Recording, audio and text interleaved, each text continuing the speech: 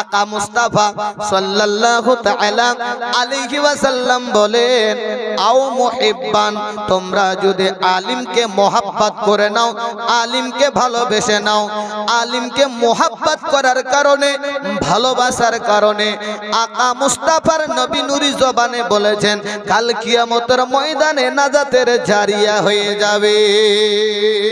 সুবহানাল্লাহ। এরপরেও কিছু লোক বাবা হ্যাঁকা ব্যাকা হয়ে চলে। আপনারা যুক্তি দিলে বুঝতে পারবেন সাপ কিভাবে চলে। সাপ কিভাবে চলে?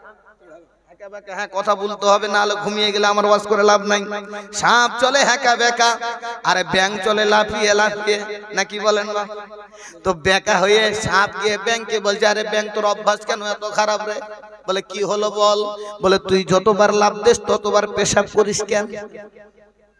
তো ব্যাং বলছে, আমার অভ্যাসটা খারাপ দেখলে তুমি কতটা ভালো। বলে আমি কি খারাপ করলাম? বলে তুই যখন চলিস তুই হ্যাঁকা ব্যাকা কেন? সোজা চলতে পারিস না? সোজা চলতে পারিস না? কিছুদিন পর সাপটা যখন মারা যায়, তখন ব্যাং লাফিয়ে লাফিয়ে এসে বলছে, সাপটাকে সোজা করে রোডে শুইয়ে রেখে দিয়ে ব্যাং এসে বলতে যায়, আরে সাপ, তোকে দুনিয়াতে কতবার বলেছিলাম চলবি তো সোজা হয়ে চলবি, সোজা হলি তো হলি, মরার পরে হলি। সোজা হলি তো হলি, মরার পরে হলি, মরার আগে আর সোজা হলি না। বিরাদার মিল্লাত ইসলামিয়া পাওয়া যায় সমাজের মধ্যে কিছু লোক হ্যাঁকা ব্যাকা টেহারা হয়ে চলবে, কিন্তু একদিন সোজা হবে। ওই জান্নাতের আপনার মসজিদের খাটিটা যখন আসবে, লম্বা করে শুইয়ে দিবে, তখন সোজা হবে। আর তখন সোজা হয়ে কোনো কাম হবে না। আল্লাহ বুঝার এবং আমল করার তৌফিক দান করুন। জোরে বলুন আমিন। ইকরা বিসমি রাব্বিকাল্লাযী খলাক, কোরআনের সর্বপ্রথম আয়াত আমার আল্লাহ রাব্বুল আলামিন জিবরাইলের মাধ্যমে পাঠিয়েছেন ওই গারে হিরাতে। যেই গারে হিরাতে আমার আপনার আকা মুস্তাফা আপনারা সাধনা করতেন বাবা, রব্বি হাবলি উম্মতি বলে কাঁদতেন। জিবরাইল আলাইহিস সালামকে আমার আল্লাহ পাক ডাক দিলেন, বলে জিবরাইল, বলে লাব্বাইক আল্লাহ লাব্বাইক, বলে আমার বন্ধুর কাছে নিয়ে যাও, এই কাছে নিয়ে গিয়ে বলো ইকরা বিসমি রাব্বিকাল্লাযী খলাক। আকা মুস্তাফা সাল্লাল্লাহু তাআলা আলাইহি ওয়াসাল্লামের কাছে ওহী নিয়ে আসবে, সর্বপ্রথম কোরআনের 1 নম্বর আয়াত নিয়ে আসবে। অথচ আমরা সবাই জানি কোরআন হচ্ছে 30 পারা, 6666 আয়াতে ভরা। যেই কোরআন নির্ভেজাল নির্ভুল, যেই কোরআনে কোনো ভুল নাই, যেই কোরআন মক্কায় 13 বছর, মদিনায় 10 বছর জিবরিল আমিনের মারফতে রাসূলুল্লাহর উপরে নাজিল হয়ে বিশ্ববাসীকে হেদায়েতের বার্তা দিয়েছেন। কোরআন হুদাল লিন-নাস বলেছেন।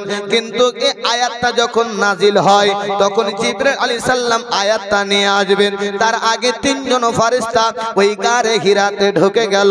গারে হিরাতে এসে আকা মুস্তাফা সাল্লাল্লাহু তাআলা আলাইহি ওয়াসাল্লামের সিনা মোবারকটাকে ফাড়ানো হলো। এক ব্যক্তি সিনা মোবারক ফাড়িয়ে দিল, এক ব্যক্তি আপনার সেই কলবটাকে ধুইয়ে দিল, এক ফেরেশতা সুন্দর করে হাত বুলিয়ে দিল। বলতে চাই নয়া পাড়ার মুসলমানেরা, আকা মুস্তাফা সাল্লাল্লাহু তাআলা আলাইহি ওয়াসাল্লামের সিনা চাক যে করা হয়েছিল, কয়বার করা হয়েছিল? কয়বার? কয়বার? অনেকে জানে, অনেকেই জানে না। শুনে নেন, জীবনীর মধ্যে টুকটুক করে বলে যাচ্ছে। আমি এই দিক সেই দিক আলোচনা করনেওয়ালা মৌলানা নয়, পাঠ্য পাঠ আপনাদেরকে বুঝিয়ে দেব। আর বুঝতে না পারলে একটু বলবেন, আর একটু বুঝিয়ে দেব। আমার আকা মুস্তাফার সিনা চাক করা হয়েছে 4 বার। কয়বার? 4 বার। কোথায় কোথায়? বলে 4 বছর বয়সে হালিমাতুস সাদিয়ার বাড়িতে, 10 বছর বয়সে চাচা আবু তালিবের বাড়িতে। আর আমার আকা মুস্তাফার উপরে যখন কোরআন নাজিল হয়, যেই গারে হীরার ঘটনাটা তুলে ধরেছি, ওই গারে হীরাতে। আর একবার যখন নবী মুস্তাফা মেরাজে যান, ওই মেরাজে যাওয়ার আগে সিনা চাক করা হয়েছে। মোর সিনা চাক কয়বার? 4 বার। আপনি তো মানুষ, আমি তো মানুষ। আমার যদি হাত কেটে যায়, পা কেটে যায়, ডাক্তার বাবু যদি সেলাই করে দেয়, ওই জায়গায় দামি একটা মলম দিয়ে দিয়েছে, খাওয়ার ভালো মেডিসিন দিয়ে দিয়েছে, দাগটা মিটবে? এই জোরে বলুন, দাগ মিটবে না। আই মুসলমান, কুরবান হয়ে যান ওই নবীর প্রতি যেই নবী মুস্তাফার চার বার সিনা চাক করা হওয়ার পরেও চুল পরিমাণ কোথাও দাগ পাওয়া যায় না, একটু পরিমাণ কোথাও দাগ পাওয়া যায় না। এ নবী তো তোমার আমার মতো হতে পারে না, এ নবী তো তোমার আমার মতো বড় ভাই নয়, এ নবী তো সাইয়্যিদুল বাশার, ইনি হচ্ছেন খাতিমুন নবী, যার ব্যাপারে আল্লাহ পাক কোরআনে বলে দিয়েছেন মুহাম্মাদুর রাসূলুল্লাহ। আই মুসলমান আব্বাজি আমার, সেই নবীর উম্মত আমরা, ওই নবী মুস্তাফার জীবনী শুনছেন, দিমাগটা একটু হাজির রাখবেন। এবার আসুন, ইকরা বিসমি রাব্বিকাল্লাযী খলাক, পড়ুন আপনি আল্লাহর নামে, যে আল্লাহ পাক আপনাকে সৃষ্টি করেছেন। এখানে যারা শিক্ষিত আছেন, যারা মাস্টার আছেন, যারা কোনো জব করেন, চাকরির মধ্যে রয়েছেন, একটু ভাষাটার দিকে খেয়াল দেবেন। জিবরাইল আলাইহিস সালাম এসেছেন, আসসালাতু ওয়াসসালামু আলাইকা ইয়া রাসূলুল্লাহ, আসসালাতু ওয়াসসালামু আলাইকা ইয়া হাবিবাল্লাহ। ওগো নবীজি আপনি পড়ুন, ইকরা বিসমি রাব্বিকাল্লাযী খলাক। আকা মুস্তাফা বলে আনা বেকারিন, मैं पढ़ने वाला नहीं हूँ। জোরে বলুন সুবহানাল্লাহ। আয় মুসলমান আব্বাজি আমার, ওই গারে হিরাতে যদি আমার ওই জিবরাইল আলাইহিস সালামের কথা শুনে আকা মুস্তাফা যদি ওই আপনার কোরআনের আয়াতটা পড়ে নিত, বিশ্বের মানুষেরা যেভাবে নবীর প্রতি দুশমনি করতে শুরু করেছে, নবীর প্রতি কটুক আপনার কাটতে শুরু করেছে, নবীকে বড় ভাই মরা বলে ঘোষণা করতেছে, আজ পৃথিবী জুড়ে তারা এটাই ঘোষণা করত, নবীর শিক্ষক হচ্ছে জিবরাইল, তাই এই নবীর তো অতটা দাম নয়। কিন্তু আমার আল্লাহ পাক আমার রাসূলুল্লাহকে যা যা জানার দরকার তা আল্লাহ পাক নবীকে জানিয়ে দিয়ে পৃথিবীর জমিনে প্রেরণ করে বলে, ওয়া আল্লামাকা মা লাম তাকুনু তাআলাম, নবী তুমি যা জানতে না আমি আল্লাহ তোমাকে সব জানিয়ে দিয়েছি। সুবহানাল্লাহ। আল্লামাকা মা লাম তাকুনু তাআলাম, নবী তুমি যা জানতে না আমি আল্লাহ তোমাকে সব জানিয়ে দিয়েছি। উদ্দেশ্য হলো বাবা, যারা শিক্ষিত মানুষ তারা একটু ভাষাটা বলবেন। আপনাদের গ্রামে স্কুল আছে, মাস্টার বাবুরা যখন ছাত্রের সামনে বসে তখন মাস্টার বাবু বলে বাবু পড়ো, ছাত্রদেরকে বলে পড়ো। আর যদি নতুন ছাত্র আসে তাকে ডাক দেয়, বাবু সামনে আসো সিলেবাস দেখাও, নাকি বলেন সামনে আসো সিলেবাস দেখাবো। আর যে বাচ্চা পড়তে জানে তাকে বলে বাবু পড়ো। এখান থেকে বুঝে যায় আকা মুস্তাফা সাল্লাল্লাহু তাআলা আলাইহি ওয়াসাল্লাম আগে থেকে পড়তে জানতেন। আমার নবী মুস্তাফা মূর্খ নয়, শিক্ষিত নবী। আমার জিবরাইল আলাইহিস সালাম বলে, ইয়া রাসূলুল্লাহ পড়ুন, ইকরা বিসমি রাব্বিকাল্লাযী খলাক, আনা বেকারিন, मैं पढ़ने वाला नहीं हूं। আপনার বুকের মধ্যে চিপে নিয়েছেন, ছেড়ে দিয়েছেন, এমনি করে একবার দুইবার নয়, পরপর তিনবার ছেড়েছেন, আপনার ধরেছেন আর ছেড়েছেন। কিতাবের মধ্যে পাওয়া যায় আকা মুস্তাফা ওই গারে হিরাতে ইকরা বিসমি রাব্বিকাল্লাযী খলাক, খলাকাল ইনসানা মিন আলাক, এমনি করে বাবা কেউ বা লিখেছে পূর্ণাঙ্গ সূরাটা তেলাওয়াত করেছে, কেউ বা লিখেছে আকা মুস্তাফা পাঁচটি আয়াত শুনিয়ে দিয়েছে। বিশ্ববাসী শোনো শোনো শোনো, আমার নবী মুস্তাফা মূর্খ নয়, মূর্খ নয়। আমার নবী মুস্তাফা ডাক্তারের ডাক্তার, মাস্টারের মাস্টার, প্রফেসরের প্রফেসর, যার শিক্ষক হচ্ছে আমার আল্লাহ। সে আল্লাহ পাঠিয়েছেন রাসূলুল্লাহকে, আর রাসূলুল্লাহকে পাঠিয়ে কতটা শিক্ষা দিয়েছেন আমার আল্লাহ জানে, আর নবী জানে, পৃথিবীর কোন মোল্লা জানে না। সুবহানাল্লাহ। যে কথাগুলো কি বেশি স্পিড হচ্ছে বুঝতে পারছেন তো? মানে আমরা জীবনী বক্তা, আমরা যদি সুর দিয়ে বলি তো ওই 5 মিনিটের বক্তা 10 মিনিট নিয়ে চলে যাব, কিন্তু তাড়াতাড়ি কিছু আমি দেব। যদি মনে করেন যে মৌলভী সাহেব একটু কথাটা স্পিড হয়ে যাচ্ছে, আমি লস কমিয়ে দেব ইনশাআল্লাহ। বুঝতে অসুবিধা হয় না তো? তাহলে এগুলো জিনিস বুঝতে গেলে যেতে হবে কোথায়? মাদ্রাসায়। মাদ্রাসায় শিক্ষার কারখানা কোথায়? মাদ্রাসায়। বিরাদার মিল্লাত ইসলামিয়া একটা ছন্দ বলে দেই মাদ্রাসার ব্যাপারে, একবার হাত উঠিয়ে বলি ইয়া রাসূলুল্লাহ। মাগো মা বলি শোনো না, পরে পাঞ্জাবি পাজামা, মাদ্রাসাতে পড়তে যাব মনের বাসনা। জোরে বলো সুবহানাল্লাহ। মাঝে মাঝে ছন্দ বললে অসুবিধা নাই তো? না না ঠিক আছে। জি, আমাকে বলেই দিয়েছে জমরুল সাহেব যে আপনি বক্তব্য দেন, মাঝে মাঝে দুই একটা ছন্দ বলবেন। তো ঠিক আছে ভাই।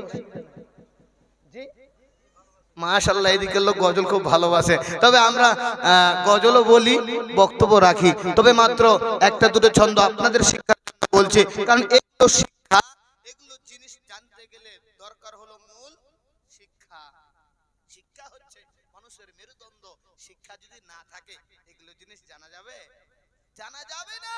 তাই তো বলছে কবি, মা গো মা বলি শোনো না, পরে পাঞ্জাবি পাজামা মাদ্রাসাতে পড়তে যাব মনের বাসনা। আমি মাদ্রাসাতে পড়তে যাব মনের বাসনা। দ্বীনি শিক্ষা করলে হাসিল আল্লাহ তাআলা খুশি হয়। মা দ্বীনি শিক্ষা করলে হাসিল আল্লাহ তাআলা খুশি হয়। পাক মদিনা হইতে আমার দয়ার নবী দোয়া দেয়। জোরে বলো, পাক মদিনা হইতে আমার দয়ার নবী দোয়া দেয়। মাগো মা বেলায় উঠব না, আরো হেলায় চলবো না, মাদ্রাসাতে পড়তে যাব মনের বাসনা। আমি মাদ্রাসাতে পড়তে যাব মনের বাসনা। মাওলানাদের কথা শুনে মনে মনে রোজ ভাবি, নামাজ রোজা করলে কায়েম মিলবে জান্নাতের চাবি। মাওলানাদের কথা শুনে মনে মনে রোজ ভাবি, নামাজ রোজা করলে কায়েম মিলবে জান্নাতের চাবি। নজরুল বলে শোনো না, সবাই ভেবে দেখো না। নজরুল বলে শোনো না, সবাই ভেবে দেখো না। মাদ্রাসা হলো দ্বীনি শিক্ষার আসল কারখানা। ও ভাই, মাদ্রাসা হলো দ্বীনি শিক্ষার আসল কারখানা। চলুন মুসলমান, আকা মুস্তাফা সাল্লাল্লাহু তাআলা আলাইহি ওয়াসাল্লামের উপরে যখন সর্বপ্রথম এই কোরআনের ওহী নাযিল হয়ে গেল, আকা মুস্তাফার শরীরে প্রচন্ড জ্বর হয়ে গেল। শরীর মোবারক আপনার কাঁপতে শুরু করে দিল। সেই গারে হিরা থেকে আম্মা জান খাদিজাতুল কুবরাকে এসে বলতেছে, জম্বিল জম্বিল জম্বিল, খাদিজা তুমি আমাকে কম্বল দাও, কম্বল দাও, কম্বল দাও। এমনই অবস্থায় আমার আম্মা জান খাদিজাতুল কুবরা আপনার কম্বল দিয়েছেন। একটা দুইটা নয়, মোটা করে কম্বল দিয়ে খাদিজাতুল কুবরা বলে আমি নিজেই চেপে ধরে আছি, তবুও কিন্তু নবী মুস্তাফার কম্পন আপনার থামে না। প্রচন্ড হারে জ্বর চলে এসেছে। এমনই অবস্থায় খাদিজাতুল কুবরা দৌড়িয়ে চলে যায় ওয়ারাকা বিন নাফিলের কাছে। যেই ওয়ারাকা বিন নাফিল খাদিজাতুল কুবরার চাচাতো ভাই ছিল, তিনিও একটা কিন্তু আলিম ছিল, তিনিও কিন্তু একটা স্বপ্নের তাবির বের করা জানতো। যোগ্য বিজ্ঞ তৎকালীন যুগে একটা আলিম ছিল। ওয়ারাকা বিন নাফিলের কাছে গিয়ে বলতে যে, ভাই রে ভাই, আমি আকা মুস্তাফার কাছে আমি এতগুলো কম্বল দিলাম, তবুও কিন্তু ঠান্ডা মেটে না, সর্ব অঙ্গ কম্পন করতেছে, প্রচন্ড হারে জ্বর এসেছে। সঙ্গে সঙ্গে ওয়ারাকা বিন নাফিল বলেছিল, বোন খাদিজা কি হয়েছিল বলো? বলে গারে হীরার সম্পূর্ণ কথাটা জানিয়ে দেওয়া হলো। ওয়ারাকা বিন নাফিল বলে, বোন খাদিজা রে, এইভাবে বললে হবে না, চলো ওই মুহাম্মাদের মুখ দ্বারাই সবকিছু শুনে নেব, কি কি ওই গারে হীরার মধ্যে ঘটেছিল। আব্বাজি আমার ওয়ারাকা বিন নাফিলের কাছে আপনার গারে হীরার কথা সম্পূর্ণ খুলে বলে দিলেন। আকা মুস্তাফা জানিয়ে দিলেন। তিনজন ব্যক্তি আসলো, আমার সিনা চাক করা হলো, আমার কাছে জিবরাইল আসলো, কোরআনের আয়াত শোনালো। আমি এই শোনার পরে আমার শরীরটা কম্পন হতে শুরু করলো, আমার শরীরে প্রচন্ড হারে জ্বর চলে আসলো। ওয়ারাকা বিন নাফিল এবার লিখে তাদাদ বের করে বলে, বোন খাদিজা একটু কানটা আমার কানে লাগিয়ে দে, আমার মুখে একটু লাগিয়ে দে, একটু কানে কানে বলবো। বলে কি বলবে দাদা ভাই, বলো বলো বলো। বলে খাদিজা রে, এই মুহাম্মাদের কোনো রোগ হয় নাই, এই মুহাম্মাদের কোনো রোগ নয়, তবে শোন শোন শোন, এই মুহাম্মদ এখন তৌহিদের কথা বলবে, কলেমার দাওয়াত দেবে, এই জন্য শরীরের মধ্যে জ্বর চলে এসেছে। তবে চিন্তার কোনো কারণ নাই, এখন এই নবীর নবুয়াত প্রচার করার জন্য তৈরি থাকো।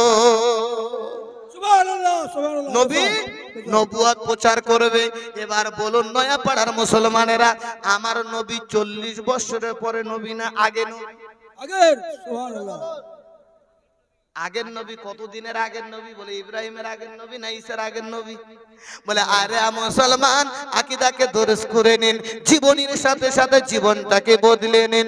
আমার নবী তো তখন নবী ছিল যখন কোনো পাথর ছিল না, যখন কোনো গাছ ছিল না, যখন কোনো জান্নাত ছিল না, যখন কোনো জাহান্নাম ছিল না, কিছুই ছিল না। ছিল আমার আল্লাহ আর ছিল আমাদের মুহাম্মাদুর রাসূলুল্লাহ।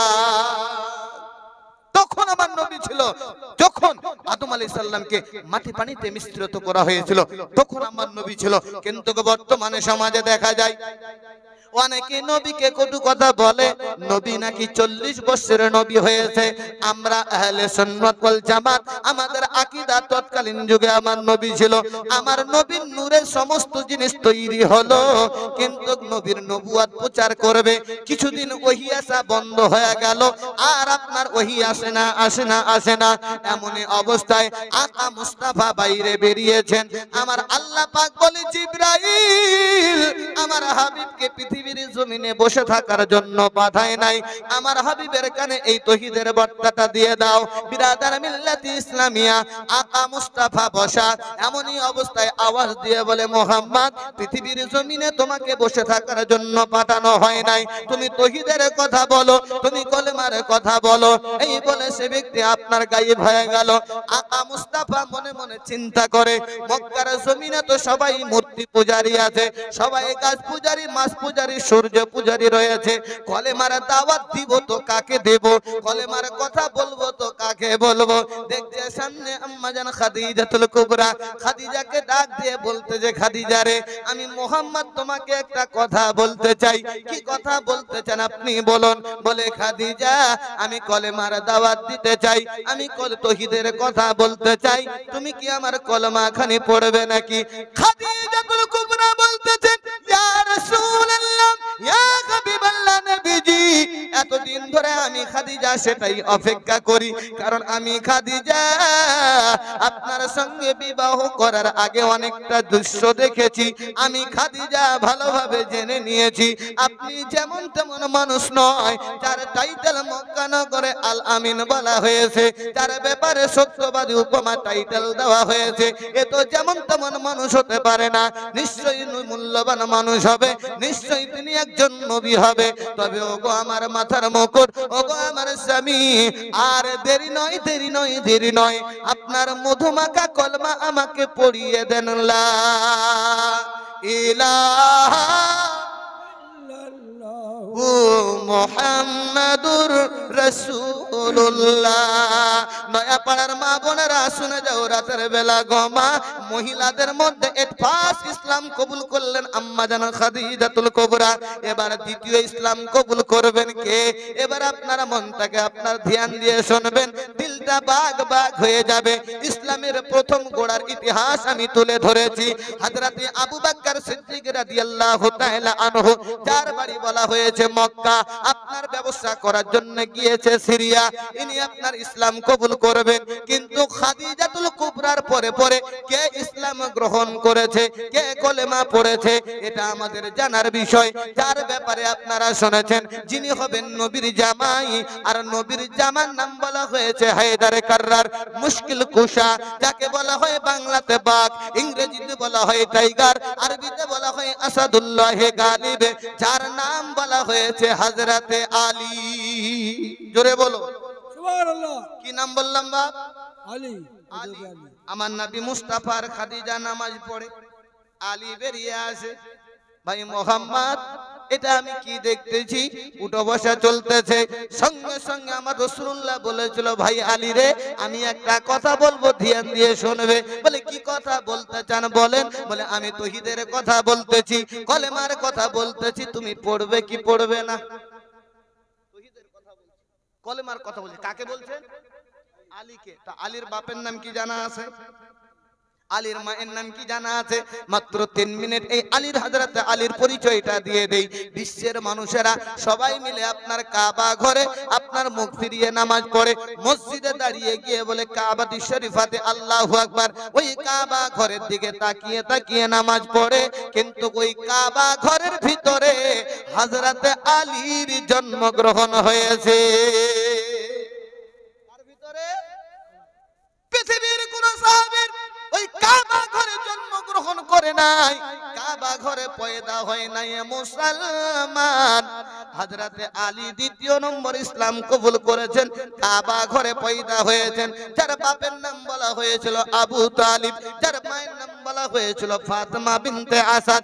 ফাতেমা বিনতে আসাদ আর আবু তালিব এরা হচ্ছে স্বামী আর স্ত্রী, আর এই স্বামী আর স্ত্রীর সন্তান হচ্ছে আমাদের আলী। কিন্তু তারা আপনার ফাতেমা বিনতে আসাদ তিনি মা কেমন ছিল, আবু তালিব তিনি বাবা কেমন ছিল, এগুলোর পরিচয় দিলে বাবা এই জায়গায় আমার 1 ঘন্টা সময় লেগে যায় শুধু পরিচয়টা দিতে। তবে ততটা আমি সময় নেব না, শুধু আমাদের আলীর মর্যাদা একটু বলবো। যেই আলী কলমা পড়েছেন 8 বছর বয়সে, সেই আলীর কথা একটু জানিয়ে দেব। যেই আলী কাবা ঘরে জন্মগ্রহণ করেছে, সেই আলীর কথা একটু বলবো। একটু ধ্যান দিয়ে শুনে নিজের ঈমানটাকে তাজা করে নিন। কোন আলীকে আমরা মানি, কোন ওলিকে আমরা মানি, এখান থেকে প্রমাণ পেয়ে যাবেন। জীবনের মধ্যে আপনাদেরকে শুনিয়ে যাই, ওই ফাতেমা বিনতে আসাদের গর্ভে আপনার বাচ্চা রয়েছে, এমনই অবস্থায় পেটে ব্যথা হয়ে যায়। এই যুবক আজকে জলসা দিয়েছো, তবে মায়ের যখন ব্যথা হয় তখন তো তোমরা এই ব্যথার কষ্ট কেউ ভাগ চাও না। তবে যে মা একবার বাচ্চা জন্ম দেয়, যে মা একবার বাচ্চা পেটে ধরে, ও মা কখনো আর দ্বিতীয় বাচ্চা নিতে চায় না। ফাতেমা বিনতে আসাদ বলে, ওগো আমার স্বামী, পেটে আমার প্রচন্ড ব্যথা হয়, ব্যথা হয়, ব্যথা হয়। তবে ওগো আমার স্বামী, একটা জায়গা দেখো, মনে হয় বাচ্চা চলে আসবে, মনে হয় বাচ্চা পৃথিবীর জমিনে ভূমিষ্ঠ হবে। এমনই অবস্থায় আবু তালেব সামনে দেখে, পিছনে দেখে, ডাইনে দেখে, বামে দেখে, ওই মরুভূমি এলাকায় কিছু দেখা যায় না। দেখা যায় সামনে কাবা ঘর, গুটি গুটি পাই স্ত্রীকে নিয়ে কাবা ঘরের পাশে গিয়েছে, ভিতরে আপনার প্রবেশ করেছে। আরে যেমনি প্রবেশ করা সঙ্গে সঙ্গে একটা বাচ্চা পয়দা হয়েছে। ওই বাচ্চাটা চোখ দিয়ে দেখে না, ওই বাচ্চাটা মুখ দিয়ে দেখে না, ডাক দিয়ে ফাতেমা বিনতে আসাদ বলতেছেন, ওগো আমার স্বামী, ওগো আমার মাথার মুকুট, বাচ্চা তো আমার পয়দা হলো, বাচ্চা কেন দেখে না, বাচ্চা কেন কিছু বলে না, আমার বাচ্চাটা কি অবস্থা রয়েছে বলুন। আবু তালিব বলে, ওগো আমার স্ত্রী, আমি আবু তালিব কান লাগিয়ে দেখেছি, বাচ্চার শ্বাস প্রশ্বাস চালু আছে, অর্থাৎ আমার বাচ্চা জীবিত আছে। সুবহানাল্লাহ। বেশক বেশক জীবিত আছে। আচ্ছা, মায়েদের যখন কষ্ট হয়, বাচ্চা যখন আসে, ওই বাচ্চাটা আওয়াজ শুনে মায়ের কষ্টটা কিন্তু ভুলে যায়, মা অনেক কষ্ট ভুলে যায়। এমনই অবস্থায় যখন পয়দা হলেন কাবা শরীফে, তারিখটা ছিল কোন তারিখ, মাসটা ছিল কোন মাস বলে বলা হয়েছে রজব মাসের 13 তারিখ। কোন মাসে? রজব মাসের 13 তারিখে কাবা ঘরের ভিতরে হযরতে আলীর জন্মগ্রহণ। একবার জোরে বলবেন সুবহানাল্লাহ। সুবহানাল্লাহ তৎকালীন যুগে মক্কার জমিনে বড় বড় শয়তানের লিডাররা আবু জেহেল, উতবা, সাহেবা এরা কিন্তু কাবা শরীফ দেখভাল করত, তালা কিন্তু তারা মারত। এমনই অবস্থায় তালা মেরে দিয়েছে। 14 তারিখ সকালবেলা ওই আবু জেহেল, ওই আবু লাহাব, ওই সাহেবা, উকবা যত রয়েছে এসে আবার ওই তালা ওই চাবি চেষ্টা করে, কিন্তু কোনো মতোই ঘর খোলে না খোলে না। কি ব্যাপার রে, ওই তালা ওই চাবি, এত চেষ্টা করি ঘর কেন খোলে না? সঙ্গে সঙ্গে 14 তারিখ দিন চলে গেল, সন্ধ্যা হলো। আল্লাহ পাক বলে জিবরাইল, বলে লাব্বাইক আল্লাহ লাব্বাইক, বলে আমার বন্ধু গারে হেরাতে যাও, আমার বন্ধুকে মোবারক বার্তা জানিয়ে দাও যে তার চাচাতো ভাই কাবা ঘরে জন্মগ্রহণ করেছে। ব্রাদার জিবরাইল আলাইহিস সালাম এসেছেন। আসসালাতু ওয়াসসালামু আলাইকা ইয়া রাসূলুল্লাহ, আসসালাতু ওয়াসসালামু আলাইকা ইয়া হাবিবাল্লাহ। ওগো নবীজি, আপনার চাচাতো ভাই কাবা ঘরে জন্মগ্রহণ করেছেন, ওয়েলকাম মোবারকবাদ জানানোর জন্য আপনি আসবেন। 15 তারিখে সকালবেলা আকা মুস্তাফা গুটি গুটি পায়ে বাবা হেঁটে আসতেছেন। তৎকালীন যুগে আমার নবী মুস্তাফাকে তারা সম্মান করত না, তারা কি বলে ডাকতো জানেন? এই আব্দুল্লাহর বেটা মোহাম্মদ, এই আব্দুল্লাহর বেটা মোহাম্মদ। এখনো পৃথিবীর জমিনে দাড়িওয়ালা, টুপিওয়ালা, জুব্বাওয়ালা আছে বাপ, ওই আব্দুল্লাহর বেটা মোহাম্মদ বলে তারা সম্বোধন দেয়, আব্দুল্লাহর বেটা মোহাম্মদ বলে তারা ডাকে। কিন্তু আমরা আশিকে মুস্তাফা, আশিকে মুস্তাফা হবে যারা, ইয়া রাসূলুল্লাহ বলে সম্বোধন করবে তারা। আশিকে মুস্তাফা হবে যারা, ইয়া নবী আল্লাহ বলে ডাকবে তারা। আশিকে মুস্তাফা হবে যারা, ইয়া রাসূলুল্লাহ বলে ডাকবে তারা। জোরে বলুন সুবহানাল্লাহ। আকা মুস্তাফা চলে আসলেন। কোন নবীর উম্মত আমরা? যেই নবীর জীবনী আমরা শুনতেছি আপনার দিলটা বাগ বাগ হয়ে যাবে। আই মুসলমান আব্বাজি আমার, আকা মুস্তাফাকে ডাক দিয়ে আবু জেহেল বলতেছে, এই আব্দুল্লাহর বেটা মোহাম্মদ, ওই তালা ওই চাবি কেন খোলে না দেখো। আকা মুস্তাফা বলে রাস্তা ক্লিয়ার করো। ও নয়া পাড়ার মুসলমানেরা শোনা যাবে রাতের বেলা আকা মুস্তাফা মুজিজাবান নবী মুস্তাফা 1,24,000 পয়গম্বর, মতান্তরে 2,24,000 পয়গম্বরকে আমার আল্লাহ পাক পৃথিবীর জমিনে পাঠিয়েছেন, কিন্তু তিনাদের প্রতি মুজিজা ধার্য করে দেওয়া হয়েছে। আর আমার নবী মুস্তাফার বাড়ি যখন এসেছে, নবী মুস্তাফার চুল মোবারক থেকে নিয়ে পায়ের তালু মোবারক পর্যন্ত মুজিজা হয়ে এসেছে। সুবহানাল্লাহ জোরে বলতে হবে সুবহানাল্লাহ। আমার সুবহানাল্লাহ নবী মুজিজা হয়ে এসেছে কোথা থেকে? বলে চুল মোবারক থেকে নিয়ে পায়ের তালু মোবারক পর্যন্ত মুজিজাবান নবী। আমার নবীর মুজিজা কোনো খাস নাই। তালার দিকে দেখে তালা খুশে জমিনে পড়ে, ভিতরে ঢুকেছে। চাচু আব্বা মোবারকবাদ, চাচি আমি মোবারকবাদ। আবু তালিব বলছে, ভাতিজা মোহাম্মদ কিসের মোবারকবাদ দিচ্ছ বলো তো? বলে কেন? বলে আজ বাচ্চার পয়দা হয়েছে, চোখ দিয়ে দেখে না, মুখ দিয়ে বলে না, কি করা যাবে? আকা মুস্তাফা বলে, চাচু আম্মা আমাকে একটু বাচ্চাটাকে হাতে দাও, কোলে দাও। যেমনি কোলে দিয়েছেন, লাভে দেহান যেমনি লাগিয়েছেন, হযরতে আলী সঙ্গে সঙ্গে আপনার চোখ খুলে নবীকে দেখেছেন। জোরে বলুন সুবহানাল্লাহ। সুবহানাল্লাহ সুবহানাল্লাহ কাকে দেখলে? নবীকে দেখলে। মায়ের মন খুশি, বাবার মন খুশি। কি ব্যাপার? এই চোখ দিয়ে দেখছে কেন? সেই জন্য তো বেরেলি সরদার আলা হযরত ইশক মোহাম্মদ ইমাম আহমদ রাজা খান ফাজলে বেরেলভী আলাইহি রহমা, তিনি কলমে লিখেছেন, তেরে নসল পাক মে है बच्चा बच्चा नूर का, तू है आईने नूर तेरा सब घराना नूर का। জোরে বলুন সুবহানাল্লাহ সুবহানাল্লাহ বেশা এ আইনে নূর তেরা বেশা সব ঘরানা নূর কা। মা বাচ্চাটাকে কোলে দাও। বাচ্চাটাকে কোলে দিয়েছেন, বাবা লাভে দেহান লাগিয়েছেন, বাচ্চাটা চোখ খুলেছে। ওই বাবা ঘরের ভিতরে আমার আকা মুস্তাফা বলেন, মা এই বাচ্চাটার নাম রাখলাম আমি আলী। নবী নাম রেখেছেন আমার আলী। আমার রাসূলুল্লাহ সাল্লাল্লাহু তাআলা আলাইহি ওয়াসাল্লাম কাবা ঘরের ভিতরে। আবু জেহেল বাবা সাপের মতো বাইরে ফলে। বলে তৎকালীন যুগে বাবা বাচ্চা পরীক্ষা করা হতো। বাচ্চা পরীক্ষা করার জন্য আপনার কি ব্যবস্থা ছিল?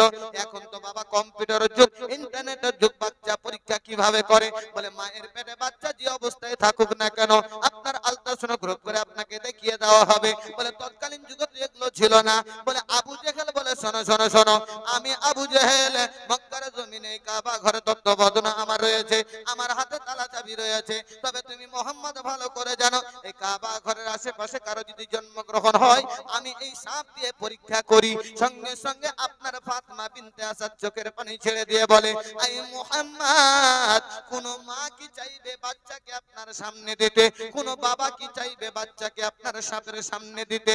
আমার নবী মুস্তাফা বলে, চাচু আম্মি আপনি টেনশন চিন্তা করবে না, আমি নবী মোহাম্মদ আলামে আর হতে চারজনকে দেখেছি। এক নম্বরে দেখেছি হযরত আবু বকরকে, দুই নম্বরে দেখেছি উমর ফারুককে, তিন নম্বরে দেখেছি ওসমানকে, চার নম্বরে দেখছি আপনার আলীকে। কাবা শরীফের চাতালে শুইয়ে দেওয়া হয়েছে, সাপ আপনার নিচে নেমে এসেছে। বলুন তো নয়াপাড়ার মুসলমানেরা যত বড় হিরো হোক না কেন, সাপ যদি ফোনা তোলে থাকবে না ভাগবে? ভাগবে। আমি জলসা করছি, এখানে একটা সাপ যদি হেলে এইভাবে, জলসা করবো না ভাগবো? বলে তোমার জলসা থাক, জান তো বাঁচাতে হবে। ফিকে দিয়ে আমি বেরিয়ে চলে যাব। বলে যত বড় হিরো হোক না কেন, সাপের কাছে জিরো হয়ে যাওয়া যায়।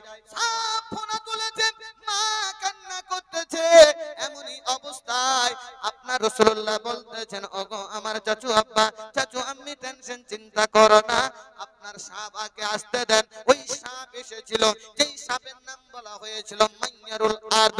আপনার কাবা ঘরের ছাদের উপরে সাপ নেমে আসলো। সাপ যেমনি ভাবে ফোনা তুলেছে বাবা, আপনার হযরতে আলী গলা ধরে নিয়েছে, একদিকে গলা ধরেছে আর একদিকে লেজ ধরেছে। এইভাবে গলা ধরে লেজ ধরে ওই মাইয়ারুল আরদ সাপটাকে দ্বিখণ্ড করে দিয়েছে। জোরে বলুন না সুবহানাল্লাহ। সুবহানাল্লাহ। মানুষ বলবে যেটা সে বানিয়ে বানিয়ে কেন এরা বক্তব্য দেয়, এটা অবাস্তব ব্যাপার। 3 দিনে 4 দিনের বাচ্চা সাপের গলা ধরে আবার লেজ ধরে ছেড়ে ফেলে দিল, এটা তো অবাস্তব কথা, বাস্তব নয়। শক্তি দিনেওয়ালা মালিক কে? এই জোরে বলো। আল্লাহ। হায়াতের মালিক কে? আল্লাহ। মৌতের মালিক কে? আল্লাহ। আল্লাহ। আল্লাহ যদি হায়াত মৌত শক্তি দিনেওয়ালা মালিক হয়ে থাকে, কোন মোল্লা কমাতে পারবে না। কোন মোল্লা কমাতে পারবে না। আরো একটা ক্লিয়ার, আপনার মুসা আলাইহিস সালামের নাম শুনেছেন? হ্যাঁ, শুনেছি। মুসা আলাইহিস সালাম ফেরাউনের বাড়িতে লালিত পালিত হচ্ছে। আসিয়া বলছে, ওগো আমার স্বামী, বাচ্চাটাকে একটু কোলে নাও। আমাদের দেশে নানু দাদুরা বাচ্চাকে পোতাকে কোলে নেয় না বাবা? কোলে নেয়। কোলে নিয়ে পোতা কি করে? নাড়ে নাড়ে, দাড়ি নাড়ে, আপনার গাল নাড়ে, সময় সময় একটা চড়ও মারে। মারে তো হাসি দেয় দাদু কিংবা নানু, লাই আমার পোতাটা বড় হয়েছে, আমাকে মেরেছে, আফসোস করে না। তো ফেরাউনের কোলে বিবি আসিয়া যখন বলছে, ওগো আমার স্বামী, বাচ্চাটাকে একটু কোলে নাও তো, যেমনি বাচ্চাটা কোলে নিয়েছে, আমার আল্লাহ পাক বলছে এটাই চান্স। মুসা মার এক থাপ্পড়, জামাটা একটা দিয়েছে, এমন একটা চাপড় দিয়েছে, থাপ্পড় দিয়েছে। ফেরাউন বলছে যে এই আসিয়া কোথায়? বলে কি হলো? বলে ধর ধর ধর। বলে ধর। বলে কেন? বলি একটা চড় মেরেছে, জ্বালা সহ্য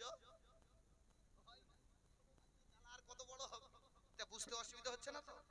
মাশাআল্লাহ। চলুন আমি বেরিয়ে আসতেছি। আমি 2 নম্বরে যেটা ইসলাম কবুল করছিলেন হযরত আলী, তিনারে পরিচয়টা দিচ্ছি। আব্বাজি আমার মুসলমান, সঙ্গে সঙ্গে সাপ দ্বিখণ্ড করে দেওয়া হলো। আবু জেহেল বুঝে নিল এটা যেমন তেমন বাচ্চা নয়, এটা একটা কোন বড় ধরনের আপনার বুজুর্গি বাচ্চা হবে। তবে আই মোহাম্মদ, সাপ তো পরীক্ষা করার আমার ছিল, তবে এই সাপকে আর আমি রাখলাম না, সাপ তো আমার শেষ হয়ে গেল। তবে আমি লাত মানত হাবল উজ্জার পূজা করি। আই মোহাম্মদ, তার ধুলি নিয়ে একটু তিলক দিয়ে দেব, একটু চিহ্ন দিয়ে দেব। আবু তালেব বলছে দেওয়া যাবে না, ফাতেমা বিনতে আসাদ বলছে দেওয়া যাবে না। আমার আকা মুস্তাফা বলে, ওগো আমার চাচু আব্বা, যেই বাচ্চা সাপকে দ্বিখণ্ড করতে পারে, ওই বাচ্চাটা আবু জেহেলের ঘাটটাও বেকা করতে পারে। সুবহানাল্লাহ। আয় মোল্লারা, তোমরা জেনে নাও, ইতিহাস খুলে নাও, প্রথম ইতিহাস খুলে পাবে হযরতে আলী রাদিয়াল্লাহু তাআলা আনহুর কাছে যখন তিলক দেওয়ার জন্য আবু জেহেল নেমেছে বাবা, ফাঁস করে একটা চড়, এই যেমনই একটা চড় দিয়েছে, আবু জেহেলের ঘাড় বেকা, আজও বেকা, কালো বেকা। কোন কবিরাজ ডাক্তার, কোন মাস্টার ওই আবু জেহেলের ঘাড়টা সোজা করতে পারে নাই, বেকা করেছেন তো আসাদুল্লাহ গালিব করেছে। এমনই অবস্থায় সেখান থেকে আমার হযরতে আলী বড় হলেন। এমনি করতে করতে বাবা হযরতে আলীর নাম আপনারা শুনলেন, মায়ের নাম ফাতেমা বিনতে আসাদ, বাপের নাম বলা হয়েছে আপনার আবু তালিব। বয়স কেউ বা লিখেছে 8 বছর, কেউ বা বলেছে 10 বছর। ইসলাম কবুল করেছেন, অর্থাৎ কলেমা খানা পড়েছেন। আমার আকা মুস্তাফার কাছে যখন আসে, নবী মুস্তাফা বলতেছেন, গো আলী, আমি একটা কথা বলি, তুমি রাখবে কিনা বলো? বলে আমি তৌহিদের কথা বলছি, কলেমার কথা কথা বলছি, তুমি পড়বে কিনা বলো। সঙ্গে সঙ্গে আলী বলে ঠিক আছে, আজকে নয় কালকে জানাবো, আমার বাবাকে আমি একটু জানাবো। আমার আকা মুস্তাফা বলতেছেন ভাই আলী তুমি পড়বে কি পড়বে না এটা তোমার পার্সোনালি ব্যাপার, কিন্তু এখনো কাউকে জানাজানি করো না, কারণ মক্কার জমিনে সবে মাত্র মূর্তি পূজা চলছে। মক্কার জমিনে আপনার এই যে পূজা করছে, গাছ পূজা, মাছ পূজা, এদের দলবদ্ধতা বেশি, এদের মিছিলটা বেশি। তবে আমি মোহাম্মদ সবে একজনকে শুরু করেছি, তোমাকে দিয়ে দুইজন হয়ে যাবে। সকালবেলায় এসেছে ওই হযরতে আলী বলতেছেন ইয়া রাসূলুল্লাহ, ইয়া হাবিবাল্লাহ নবীজি, আর দেরি নয়, দেরি নয়, দেরি নয়, আপনার মধুমাখা কলেমা পড়তে চাইলা ইলাহা মুহাম্মাদুর রাসূলুল্লাহ। মহিলাদের মধ্যে আম্মা জান খাদিজা, বাচ্চার মধ্যে হযরতে আলী রাদিয়াল্লাহু তাআলা আনহু মধুমাখা কলমা পড়েছেন। এমনই অবস্থায় রাসূলুল্লাহ নিয়ত করলেন এমন এক ব্যক্তিকে আমি কাকে দাওয়াত করব। ওই যেই ব্যক্তির নাম আপনারা শুনলেন হযরতে আবু বকর সিদ্দিক রাদিয়াল্লাহু তাআলা আনহু, যার বাড়ি ছিল মক্কায়, চলে গিয়েছিল মুলকে শামে। তিনি আপনার ব্যবস্থা করার জন্য তিনিও নিয়ত করেছে কাল সকালে বাড়ি আসবে, কিন্তু গাছতলার মধ্যে শুয়ে রয়েছেন। এমনই অবস্থায় একটা স্বপ্ন যুগে দেখে একটা আকাশের তারা তার বগলের মধ্যে পড়ে। সেই আবু বকর ধরতে চায় কিন্তু ধরতে পারে না, পালিয়ে যায়। আবার ধরার চেষ্টা করে কিন্তু ধরতে পারে না, পালিয়ে যায়। সকালবেলা হলো, একটা রাইবের কাছে গিয়ে বলল, ওগো রাইব শোনো শোনো শোনো, বলে আমি একটা স্বপ্ন দেখেছি। বলে কি স্বপ্ন দেখেছো বলো। বলে আমি স্বপ্ন দেখলাম একটা তারকা বগলের মধ্যে ঝরে পড়েছে, আমি ধরার চেষ্টা করলাম কিন্তু ধরতে পারলাম না। সঙ্গে সঙ্গে ওই রাই বলতেছে তোমার বাড়ি কোথায় বলো। বলে আমার বাড়ি হচ্ছে মক্কায়। বলে তোমার নাম কি বলো। বলে আমার নাম হচ্ছে আবু বকর। এমনই অবস্থায় সঙ্গে সঙ্গে বলতে শোনো, যেটা আমি আদাত পেলাম, যেটা আমি দেখতে পেলাম, আর দেরি নয়, দেরি নয়, দেরি নয়, মক্কার জমিনে একটা নবী এসে গেছে, যার নাম বলা হয়েছে আব্দুল্লাহ, আপনার মোহাম্মদ, যার বাপের নাম বলা হয়েছে আব্দুল্লাহ, মায়ের নাম বলা হয়েছে আমেনা। সেই নবী কলেমার দাওয়াত দিবে, কলেমার প্রচার করবে। আয় আবু বকর, মুলকে শামে আর দেরি করো না, করো না, করো না, করো না, খুব তাড়াতাড়ি করে চলে যাও, তুমি ইসলামের প্রথম খলিফা হবে। সুবহানাল্লাহ, সুবহানাল্লাহ। কি হবে? প্রথম খলিফা। 11টা পর্যন্ত মাহফিল চলবে নাকি? না, 11টা পর্যন্ত সময় দিয়েছে, 11টাতে ইনশাআল্লাহ দোয়া হয়ে যাবে। আপনাদের যতটুকু চাই আমি জীবনী নিয়ে এদিক সেদিক আলোচনা ইনশাআল্লাহ নিয়ে যাব না। কি বলছেন রাইব? বলে খুব তাড়াতাড়ি করে চলে যাও, আর গিয়ে বলে দাও মধুমাখা কলমা পড়ে দাও, ইসলামের প্রথম খলিফা হয়ে যাবে। আই মুসলমান আব্বাজি আমার। আবু বকর বলছেন ব্যাপারটা আমি বুঝতে পারলাম না। খুব তাড়াতাড়ি করে সেখান থেকে বেরিয়ে আসলো। এবার আকা মুস্তাফা নিয়ত করলো আবু বকরকে দাওয়াত দেব। ওই আবু বকর বাড়ির দিকে চলে এসেছে, সঙ্গে সঙ্গে রাস্তায় দেখা, ডাক দিয়ে আমার রাসূলুল্লাহ বলতেছেন আবু বকর, বলো বলো কোথায় যাচ্ছ আবু বকর তুমি বলো।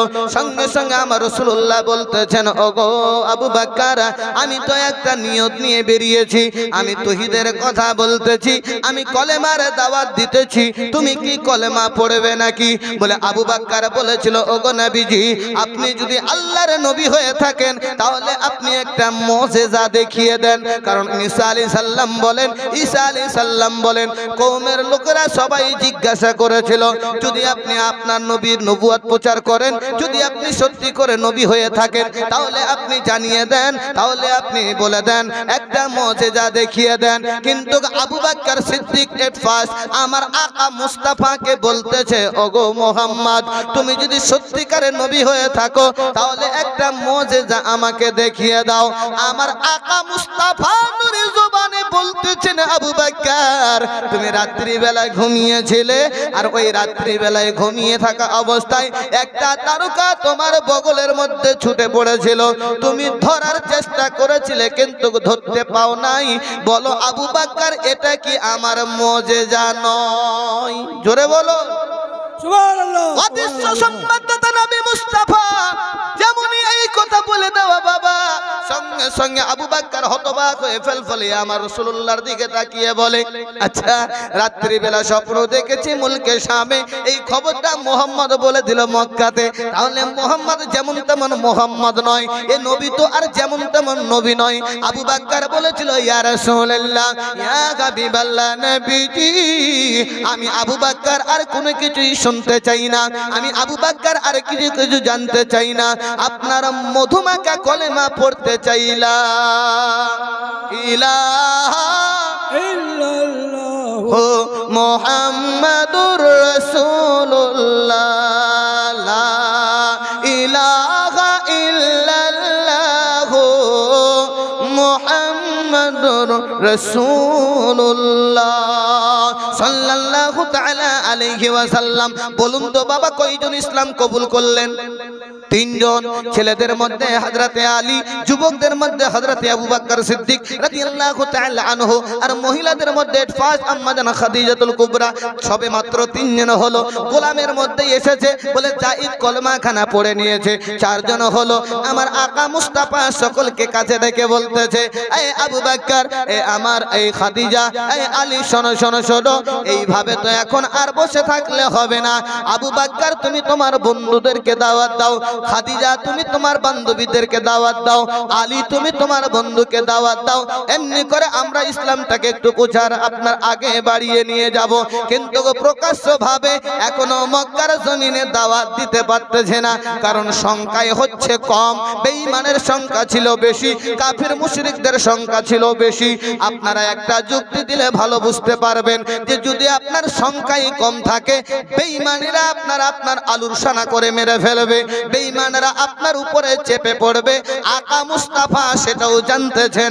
এমনই অবস্থায় আকা মুস্তাফা বলে, আবু বকর এবার আমাদের একটা প্রসেস চালু করতে হবে, আমাদের একটা নিয়ম করতে হবে। বলে কি নিয়ম করবে? বলে আমি তো আমার চাচা আবু তালিবের বাড়িতে থাকি, আমার চাচা আবু তালিবের বাড়িতে একটা খাবারের ব্যবস্থা করে নাও, সবাই ওই জায়গায় আসবে। আমি মুহাম্মদ তৌহিদের কথাটা একটু তুলে ধরবো, আমি মুহাম্মদ তৌহিদের কলেমার কথাটা একটু বলবো। দাওয়াত দেওয়া হলো, সবাই বাবা এক জায়গায় হয়ে গেল। যখনই এক জায়গায় হলো, খাওয়া দাওয়া চলতেছে, কমপ্লিট হয়ে গেল। আমার আকা মুস্তাফা দাঁড়িয়ে দাঁড়িয়ে বলতেছে, শোনো শোনো শোনো, আজকে আমি তোমাদের মাঝে একটা কথা বলতে চাই। কি কথা বলতে চাও মুহাম্মদ? বলো। বলে আমি কলেমার কথা বলতেছি, এক আল্লাহর কথা বলতেছি। তোমরা মূর্তি পূজা ছেড়ে দাও, ওয়াহদাহু লা শারীকের প্রতি ঈমান নিয়ে আসো। এই কলেমা তোমরা পড়ো, লা ইলাহা ইল্লাল্লাহু মুহাম্মাদুর রাসূলুল্লাহ সাল্লাল্লাহু তাআলা আলাইহি ওয়াসাল্লাম। এই কথাটা শোনার পরে বাবা সঙ্গে সঙ্গে আবু জেহেল দাঁড়িয়ে গিয়েছিল, সঙ্গে সঙ্গে আবু লাহাব দাঁড়িয়ে গিয়েছিল। দাঁড়ানোর পরে পরে বলতেছে, শোনো শোনো শোনো, এই মুহাম্মদ যা বলেছো বলেছো, আর বলার তুমি চেষ্টা করবে না, আর আগে বাড়বে না। আমাদের বাপ দাদা ধর্ম আমরা পালন করতেছি, আমরা সেটাই পালন করব। তোমাকে নবী বলে আমরা মেনে নিতে পারবো না, তোমাকে আমরা নবী বলে অ্যাকসেপ্ট করব না। আই মুসলমান কুরবান হয়ে যান, যেই নবী মুস্তাফা পৃথিবীর জমিনে আমার জন্য আপনার জন্য তৌহিদের বাণী দিয়েছেন, আমার জন্য আপনার জন্য কলেমার কথা বলেছেন, আমার জন্য আপনার জন্য আল্লাহর দরবারে কেঁদে কেঁদে দোয়া করেছেন, আল্লাহুম্মা গফিরলি রব্বি হাবলি উম্মতি, আল্লাহুম্মা গফিরলি রব্বি হাবলি উম্মতি। মক্কার জমিনে যখন কলেমার দাওয়াত দিতে লাগলো, এবার তারা দল নিয়ে নিল, তারা একটা গোল মিটিং করে নিল। এটা কেমন হয়? মুহাম্মদের দিন তো দিন দিন বেড়েই যায়, বেড়েই যায়, বেড়েই যায়। আবু জেহেল বলে, টেনশন চিন্তা করো না, যে মুহাম্মদ যেভাবে যাচ্ছে আমি আবু জেহেল ছেড়ে কথা বলবো না। বিরাদার মিল্লাতি ইসলামিয়া, মক্কার জমিনে আকা মুস্তাফা সাল্লাল্লাহু তাআলা আলাইহি ওয়াসাল্লামের যতগুলো ঘটনা কোন মৌলবি 1 ঘন্টায় 2 ঘন্টায় 5 দিন 10 দিন 7 দিনে বলে শেষ করতে পারবে না। কারণ আকা মুস্তাফা সাল্লাল্লাহু তাআলা আলাইহি ওয়াসাল্লামের চোখের জল পানিতে আপনার ইসলাম গড়া। ওই নবী মুস্তাফার আমরা উম্মত। তবে এই নবী মুস্তাফার জীবনী শুনতেছি, তবে টুকটুক করে আমি আপনাদের কাছে বলে যাব, শত্রু তারা লেগে গেল, বলে মুহাম্মাদের দিন আমরা প্রচার করতে দেব না, মুহাম্মদকে আমরা আগে বাড়তে দেব না, আমাদের বাপ দাদার ধর্ম আমরা এইভাবে করে যাব। যেই মুহাম্মদ আপনার কোরআন তেলাওয়াত করে, আবু জেহেল জেহেল, আবু লাহাব, উতবা, সাহেবা এরা আপনার ধারণা করতে লাগে এ মোহাম্মদ তো যেমন তেমন মোহাম্মদ নয়, এ বড় জাদু, এ বড় কবি, এ বড় জাদুঘর, এ বড় কবি, এ বড় পাগল। এগুলো পাগল ছাগলের ছন্দ শুনে কোনো লাভ হবে না। এই নয়া পাড়ার মুসলমানেরা একটু শুনে যাও, রাতের বেলা আমার আল্লাহ পাক এর জবাব দিয়ে দিয়ে বলেন মুহাম্মদ রাসূলুল্লাহ, এ মুহাম্মদ আমার রাসূলুল্লাহ সাল্লাল্লাহু তাআলা আলাইহি ওয়াসাল্লাম এ কোনো কবি নয়, এ কোনো আপনার বলা হয়েছে পাগল নয়, ইনি হচ্ছেন আল্লাহর রাসূল, আল্লাহর নবী, যা কোরআনের তেলাওয়াত করতেছে। কিন্তু মক্কার লোকেরা উল্টোটা ভেবে নিয়েছে, মক্কার লোকেরা আপনার আঘাত করতে শুরু করে দিয়েছে। বিরাদার মিল্লাত ইসলামিয়া আকা মুস্তাফা আবার সকলকে ডাক দিয়ে বলতে যে শোনো, হিকমতে আমাদের কাজ নিতে হবে, প্রকাশ্যে এখনো আমাদের যাওয়া যাবে না। মক্কার জমিনে সাফা পর্বতে যারা হাজিরা হজ করতে গিয়েছেন তারা দেখেছেন বাবা ওই জায়গায় দাঁড়িয়ে আমার আকা মুস্তাফা খুতবা দিয়েছেন। আকা মুস্তাফা বলেছিলেন এই মক্কার লোকেরা, কুরাইশের লোকেরা শোনো শোনো শোনো, আমি মুহাম্মদ তোমাদেরকে জাহান্নামের কথা বলবো না। তারা এক বাক্যে বলেছিল হ্যাঁ হ্যাঁ বলবেন, কিন্তু ওই জায়গায় আবু লাহাব আঙ্গুল তুলেছিল। ওই জায়গায় আবু লাহাব আঙ্গুল যখন তুলে বলেছিল এই মুহাম্মদ তুমি বড্ড বাড়াবাড়ি করতেছ, তোমাকে তো বাড়াবাড়ি করতে আমি মানা করেছি, তবে এই জন্যই কি আমাদেরকে একত্রিত করেছ? সঙ্গে সঙ্গে আমার আল্লাহ পাক বলে জিবরাইল বলে লাব্বাইক আল্লাহ লাব্বাইক, বলে আর দেরি নয় দেরি নয় দেরি নয়, আমি আল্লাহ সব সহ্য করতে পারবো, কিন্তু আমার নবীর অপমান আমি আল্লাহ সইব না। সুবহানাল্লাহ, বেয়াদবিকে আমার আল্লাহ পাক সহ্য করবে না। জিবরাইল আলাইহিস সালাম বলে লাব্বাইক আল্লাহ লাব্বাইক, বলে যাও তাড়াতাড়ি করে নিয়ে যে আমার নবীর প্রতি আঙ্গুল তুলেছে, যে আমার নবীর প্রতি কথা বলেছে, তাকে গিয়ে আমার হাবিবকে বলে দাও তাব্বাত ইয়াদা আবি লাহাবিন ওয়া তাব মা আগনা আনহু মালুহু ওয়া মা কাসাব, ধ্বংস হয়ে যাক আবু লাহাবের হস্তদ্বয় এবং সে ধ্বংস হয়ে গেছে। কে ধ্বংস হয়েছে? আবু লাহাব। কিসের জন্য? বলে নবীর উপরে আঙ্গুল তুলেছিল। বিরাদার এবার বলুন, কেউ যদি নবীর উপরে আঙ্গুল তোলে এর জবাব কে দেবে? এ কে দেবে? আমার আপনাকে ঝগড়া করা মারামারি করা দরকার নাই। যার ব্যাপারে আল্লাহ খুদ পরিচয় দিয়েছে যে আমি সব সহ্য করব, আমার হাবিবের বেয়াদবি সহ্য করব না, এর জবাব আল্লাহ দিয়ে দেবে। তবে চলুন আকা মুস্তাফা সাল্লাল্লাহু তাআলা আলাইহি ওয়াসাল্লাম সব ধরনের প্রচার এক এক করে চলে যায়। পরপর মক্কা নগরে আপনার ইসলাম গ্রহণ হতেই আছে, কবুল করতে আছে। আর হবে না কেন? আমার নবী তো সেই নবী যেই নবীর জবান মোবারক বের হলে সেটা হাদিস হয়ে যায়। আমার রাসূলুল্লাহর কথা এতটাই মিঠা, আপনার মিঠা এতটাই আপনার মধুর্য, যে শোনে সে আমার নবীর প্রেমে পড়ে যায়। জোরে বলুন সুবহানাল্লাহ। যে শোনে সে নবীর প্রেমে পড়ে যায়। সেই জন্য আবু জেহেল, উতবা, সাহেবা এরা গোল মিটিং করতে, এই খবরদার মুহাম্মদের দরবারে যাওয়া যাবে না, মুহাম্মদের দরবারে যাওয়া যাবে না, মানে গেলেই তো পাকড়ে পড়বে, গেলেই তো কলমা পড়ে নেবে, যেতে দিত না, গোল মিটিং করে রাখতো। আচ্ছা বাপ, কখনো সত্যকে গোপনে রাখা যায়? সত্যকে গোপনে রাখা যায়? চেপে রাখা যায়? বলে না না মৌলভী সাহেব, রাখা যায় না। তো তৎকালীন যুগে মক্কার জমিনে আকা মুস্তাফা সাল্লাল্লাহু তাআলা আলাইহি ওয়াসাল্লাম এইভাবে ইসলাম প্রচার করছেন।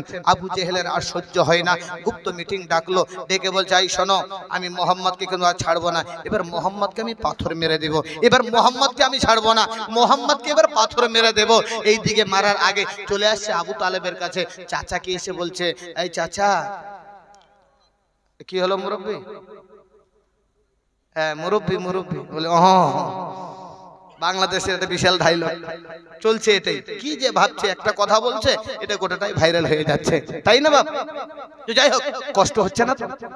কষ্ট হচ্ছে না? না, ঠিক আছে। ফাতিহা তো শুরু হয়ে গেছে, টাইম আর মাত্র 5-10 মিনিট আছে, চট করে ক্লিয়ার করে দিচ্ছি ইনশাআল্লাহ। একবার হাত উঠিয়ে বলুন তো ইয়া রাসূলুল্লাহ। চোখেতে দেখিনি তোমায়, কানে শুনেছি, ছোট থেকে নবী তোমার প্রেমে পড়েছি।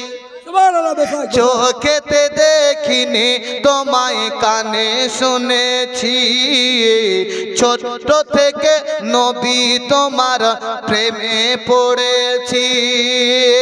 মনের আশা কবে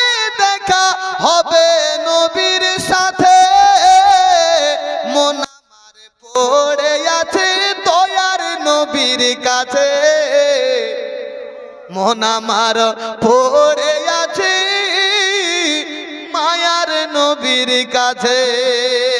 ইতিহাসের গজল, একবার হাত উঠিয়ে বলি ইয়া রাসূলুল্লাহ। চোখেতে দেখি, চোখে দেখেছি আমরা, চোখেতে দেখিনি, চোখেতে দেখিনি তোমায় কানে শুনেছি। ছোট থেকে নবী তোমার প্রেমে পড়েছি। মনের আশা কবে দেখা হবে নবীর সাথে। মন আমার পড়ে আছে দয়ার নবীর কাছে। মন আমার পড়ে আছে মায়ার নবীর কাছে। খোদার কাবায় ছিল নবী শুনেছি সাজদাতে। খোদার কাবায় ছিল নবী শুনেছি সাজদাতে। উটের ভুড়ি চাপিয়ে দিত মাথার উপরে। খোদার কাবায় ছিল নবী শুনেছি সাজদাতে। উটের ভুড়ি চাপিয়ে দিত মাথার উপরে। শত কষ্ট পেয়েও নবী মাফ করে তাহারে। মন আমার পড়ে আছে দয়ার নবীর কাছে। মন আমার পড়ে আছে দয়ার নবীর কাছে। তায়েফবাসী নাচিনিয়া পাথর ছুঁড়ে গায়। উম্মে জামিল কাটা বিছাই ফুটবে নবীর পায়ে। তায়েফবাসী নাচিনিয়া পাথর ছুঁড়ে গায়। উম্মে জামিল কাটা বিছাই ফুটবে নবীর পায়ে। শত কষ্ট পেয়েও নবী মাফ করে তাহারে। মন আমার পড়ে আছে দয়ার নবীর কাছে। মন আমার পড়ে আছে মায়ার নবীর কাছে। ওই নবীর কথা আমি বলছিলাম বাবা, যেই নবীকে মারবে বলে আবু জেহেল গোল মিটিং করে নিয়েছে। চাচা হামজা আপনার জঙ্গলে শিকারে গিয়েছে। চাচা হামজার বাড়িতে আপনার বলা হয়েছে তার স্ত্রীর কাছে একটা দাসী ছিল। মুসলমান আমরা কোন নবীর উম্মত গো, যে নবীর চোখের জলে ইসলাম গড়া, যে নবী মুস্তাফা আমার আপনার জন্য কেঁদেছে। জমিনও কেঁদেছে, আসমানও কেঁদেছে, এখনো সোনার মদিনায় সে নবী মুস্তাফা আমার আপনার জন্য কাঁদে। সুবহানাল্লাহ সুবহানাল্লাহ। হাসি খুশিতে দিন যায়, কোনো তোমার মনে বিরহ ব্যথা আসে না, নবীর কথা স্মরণ হয় না। তবে জীবনের পর্বে আমি এদিক সেই দিকে যাচ্ছি না, শুধু আমার রাসূলুল্লাহ সাল্লাল্লাহু তাআলা আলাইহি ওয়াসাল্লামের একটা ওয়াকিয়া এই জায়গায় শুনিয়ে দেই যে আমার রাসূলুল্লাহ কতটা মধুর। আমাকে দিলেন মাহফিল, মাশাআল্লাহ সুবহানাল্লাহ, আমাকে নজরানা দিয়েছে আলহামদুলিল্লাহ।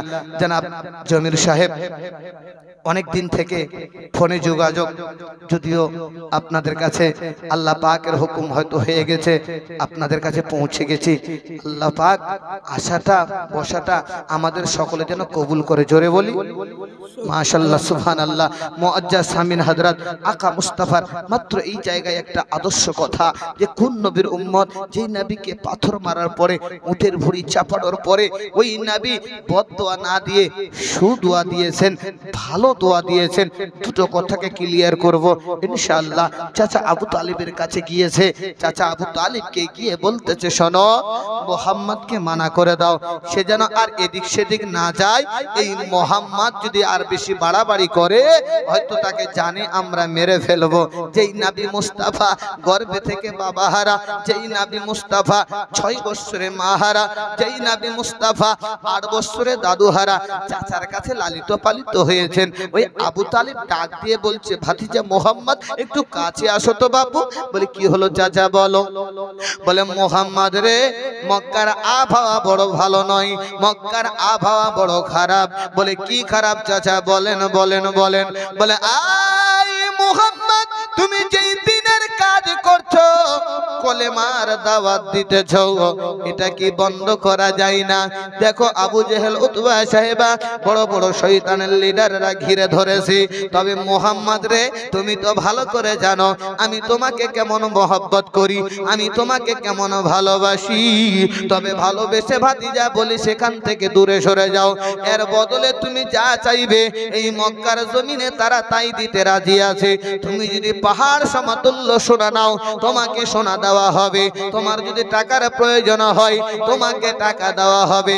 আকা মুস্তাফা মুখে ফিরিয়ে বাবা হু হু করে কান্না করতে লাগলেন। দুই চোখের পানি আপনার ঝরঝর করে পড়ে যায়। আবু তালিব নবীর কান্না তো সহ্য করতে পারে না, সঙ্গে সঙ্গে বলতে যে ভাতিজা মোহাম্মদ, তুমি আর টেনশন চিন্তা করো না। তবে ওরা ওদের মতো বলে গেছে, তুমি তোমার মতো কলেমার দাওয়াত দিতে থাকো, আমি আবু তালিব তোমার সাথে আছি। আস্তে আস্তে শক্ত হয়। আকা মুস্তাফা মনে মনে বলে, আল্লাহ এইভাবে যদি আমার ভিত্তা শক্ত হয়, মক্কার জমিনে ইসলামের পতাকা উড়বে, মক্কার জমিনে আপনার কলেমার দাওয়াত চলবে। বিরাদার বলতে চাইছিলাম হযরত হামজার কথা। যেই হামজা আমার রাসূলুল্লাহকে বড্ড ভালোবেসেছে, যেই হামজা রাসূলুল্লাহর জন্য জান প্রাণ উজাড় করে দিয়েছে, ওই হযরত হামজার কথাটা একটু বুঝতে চাইছিলাম। আকা মুস্তাফা সাল্লাল্লাহু তাআলা আলাইহি ওয়াসাল্লামের উপরে আপনার পাথরটা যেমনই মেরে দিয়েছে আবু জেহেল, আপনার মাথার পেছনে মোবারকে লেগে আপনার ওই জায়গায় বেহুশ হয়ে যায়। সেখান থেকে তুলে আপনার কাবা ঘরের ভিতরে সাহাবায়ে কিরাম আপনার তানার উড়ুতে মাথা রেখে আমার আকা মুস্তাফা আরাম করতেছেন। সাহাবায়ে কিরামরা তার খিদমত করতেছে। চাচা হামজা তো জঙ্গলে, তার স্ত্রী তো বাড়িতে, কিন্তু স্ত্রীর আপনার বাড়িতে একটা দাসী ছিল, যেই দাসীটা পানি আনার জন্য কুয়াতে গিয়েছিল। কুয়াতে পানি আনতে গিয়ে দেখে ওই নবী মুহাম্মাদের কপালে পাথর মেরেছে ওই আবু জেহেল। দাসীটা ছুটে গিয়ে হামজার স্ত্রীকে বলেছিল, গো আমার মালিকিন, আমি একটা জিনিস দেখে বড় আফসোস করলাম। কি দেখলে বলো বলো বলো। বলে ওই যে মক্কার জমিনে বাবা হারা মা হারা মুহাম্মদ, এরা তো আমাদের বংশ, আপনাদেরই বংশ। বলে হ্যাঁ হ্যাঁ হ্যাঁ, কি হয়েছে বলো। বলে একটা দৃশ্য দেখলাম, এই দৃশ্যটা দেখে আমি নিজেই ঠিক থাকতে পারলাম না। কি দেখেছ বলো।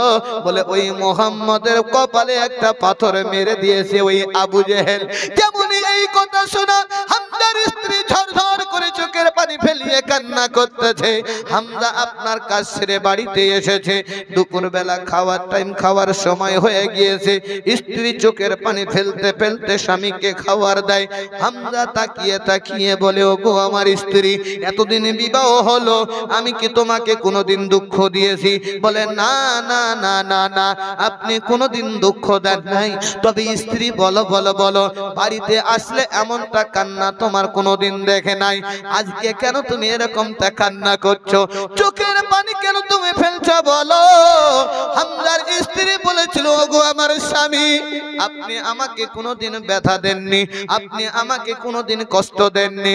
তবে বলো বলো বলো, ওই মুহাম্মদ এটা তো আপনারই ভাতিজা। বলে হ্যাঁ আমারই ভাতিজা, কি হয়েছে বলো। বলে স্বামী গো, আজকে যদি তার বাবা বেঁচে থাকতো, আজকে যদি তার মা বেঁচে থাকতো, তাহলে এই মুহাম্মদকে এমনটা অপমান হতে হতো না, এই মুহাম্মদকে এমনটা অপমান হতে হতো না। বলে স্ত্রী ব্যাপারটা খুলে বলো, কি হয়েছে বলো। বলে ওই মুহাম্মদের মাথাতে নাকি পাথর মেরেছে। মুহাম্মদ কান্না করতে করতে বেহুশ হয়ে গিয়েছে। এই কথা শোনার পরে পরে হামজা তলোয়ারে নিয়ে বেরিয়ে গিয়েছে। খাবারটাও খাইনি বাবা, হাত ধুয়ে বেরিয়ে আপনার আবু জেহেলের বাড়িতে চলে গেছে। কলারটাও তার ধরে নিয়েছে, সাবধান করেছে, দুই ঘুষি মেরেছে। আবু জেহেল বড্ড ভয় পেয়ে গিয়েছে। আরে বাপ রে বাপ, হামজার কতটা শক্তি আছে এটা তো আবু জেহেল ভালো করে জানে।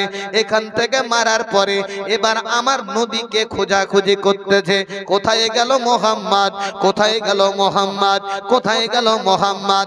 আয় মুসলমান, কাবা ঘরের পাশে দাঁড়িয়েছে এক সাহাবী, বলতেছেন ইয়া রাসূলুল্লাহ, ইয়া হাবিবাল্লাহ, নবীজি আপনাকে, আপনি হয়তো ভাবছেন মক্কার জমিনে আপনার কেউ নাই, তবে আপনার একটা আশিক, আপনার একটা প্রেমিক, আপনার চাচা হামজা দাঁড়িয়ে রয়েছে, আপনাকে খোঁজাখুঁজি করতেছে। চাচার কথা শুনে আমার রাসূলুল্লাহ উড়ু থেকে বসে গিয়েছেন, বসে গিয়ে দাঁড়িয়ে গেলেন, দেখতেছেন চাচা হামজা এসেছে।